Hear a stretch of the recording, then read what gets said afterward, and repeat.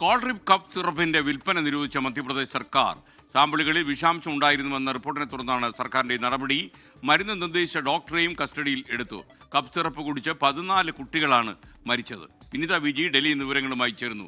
Vinitha, good morning. വളരെ നമ്മൾ shocking ആയി പോയിട്ടുള്ള ഒരു വാർത്തയാണ് ഈ കപ്പ് സിറപ്പ് കുടിച്ച് കുട്ടികൾ മരിച്ചു എന്നുള്ളത്. കാര്യം, കുട്ടികൾക്ക് ചെറിയ ചുമ വന്നാൽ ഉടനെ അമ്മമാർ ആദ്യം കൊടുക്കുന്ന സാധനമാണ് ഈ കപ്പ് സിറപ്പ്. അതിന് ഡോക്ടറുടെ കൺസൾട്ടേഷൻ ഒന്നും ചിലപ്പോൾ ഉണ്ടാകാറുമില്ല.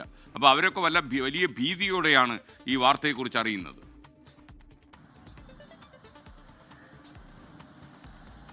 വെരി ഗുഡ് മോർണിംഗ് എസ്കെൻ സൂചിപ്പിച്ചതുപോലെ തന്നെ പല ആളുകളും ഇത്തരത്തിലേക്കുള്ള ചെറിയ പനിയോ അല്ലെങ്കിൽ ജലദോഷം ചുമയൊക്കെ വരുമ്പോൾ നമ്മൾ ഡോക്ടറെ സമീപിക്കാതെ നേരിട്ട് മെഡിക്കൽ സ്റ്റോറുകളിലൊക്കെ പോയി മരുന്ന് വാങ്ങി കഴിക്കുന്ന ഒരു അവസ്ഥയുണ്ട്. തീർച്ചയായും അത്തരം സാഹചര്യങ്ങളൊക്കെ തന്നെ ഒഴിവാക്കേണ്ടതാണ് എന്നതുകൂടി സൂചിപ്പിക്കുന്നതാണ് നിലവിലെ ഈ സംഭവങ്ങൾ. ഇന്നലെ ഈ കോൾഡ്രിപ്പ് കപ്പ് സിറപ്പ് അത് രാജസ്ഥാനിൽ നിരോധിച്ചിട്ടുണ്ടായിരുന്നു. അതിന് പിന്നാലെയാണ് ഇപ്പോൾ ഇതാ മധ്യപ്രദേശ് സർക്കാരും സമാനമായിട്ടുള്ള ഒരു നടപടി സ്വീകരിച്ചിരിക്കുന്നത്. മധ്യപ്രദേശിലും ഈ കപ്പ് സിറപ്പിന്റെ വിൽപ്പന നിരോധിച്ചിരിക്കുകയാണ്.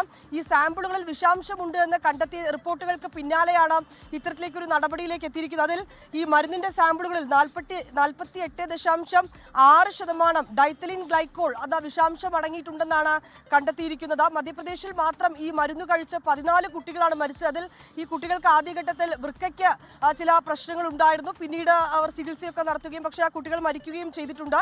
അത് വളരെ വിശദമായിട്ടുള്ള ഒരു അന്വേഷണം ഇതുമായി ബന്ധപ്പെട്ട ആരോഗ്യ വകുപ്പ് വളരെ കൃത്യമായി തന്നെ നടത്തുന്നുണ്ട്. ഈ ഓരോ സംസ്ഥാനങ്ങളിലേക്കും എത്തി ആ മരുന്നുകളുടെ സാമ്പിളുകൾ വളരെ കൃത്യമായി പരിശോധിച്ചൊക്കെയാണ് കണ്ടെത്തുന്നത്. അങ്ങനെ നടത്തിയ പരിശോധനയിലാണ് ഈ ശ്രേയസൻ ഫാർമസ്യൂട്ടിക്കലിൽ നിന്ന് വിറ്റ മരുന്നുകളിൽ ഇത്തരത്തിലേക്കുള്ള ഈ വിഷാംശമുണ്ടെന്ന്, ഡൈത്തലിൻ ഗ്ലൈക്കോളിന്റെ അംശമുണ്ടെന്ന് കണ്ടെത്തുകയും പിന്നീട് ആ സ്ഥാപനം ആ ഫാർമസ്യൂട്ടിക്കലിനെതിരെ കേസെടുക്കുകയും ചെയ്തിട്ടുണ്ട്. ഒപ്പം തന്നെ ഈ മധ്യപ്രദേശിലെ ഒരു ഡോക്ടർ പ്രവീൺ സോണിയെ പോലീസ് കസ്റ്റഡിയിലെടുക്കുകയും ചെയ്തിട്ടുണ്ട്. ഈ നിയമവിരുദ്ധമായി മരുന്ന് നിർദ്ദേശിച്ചതിനെ തുടർന്നാണ് ഇത്തരത്തിലേക്കുള്ള നടപടി. ഏതാണെങ്കിലും വിവിധ സംസ്ഥാനങ്ങൾ കേന്ദ്രീകരിച്ചുകൊണ്ട് വളരെ ശക്തമായിട്ടുള്ള ഒരു അന്വേഷണം ആരോഗ്യ വകുപ്പിന്റെ നേതൃത്വത്തിൽ ഇതിനോടകം തന്നെ ആരംഭിക്കുകയും ചെയ്തിട്ടുണ്ട്. ഈ വിഷാംശം കലർന്ന മരുന്നുകൾ നിർദ്ദേശിച്ചവർക്കെതിരെ കടുത്ത നടപടി ഉണ്ടാകുമെന്നത് തന്നെയാണ് ഇപ്പോഴെടുത്തിരിക്കുന്ന ഈ തീരുമാനത്തിലൂടെയും ആരോഗ്യ മന്ത്രാലയം ഉറപ്പാക്കുന്നത്. ലോകത്തെവിടെയായാലും ഏത് സമയത്തും 24 വാർത്തകളും ഓഗ്മെന്റഡ് റിയാലിറ്റി പാക്കേജുകളും എക്സ്പ്ലെയിനറുകളും വിശദമായി കാണാൻ ഞങ്ങളുടെ യൂട്യൂബ് ചാനൽ നിങ്ങൾക്ക് സബ്സ്ക്രൈബ് ചെയ്യാം.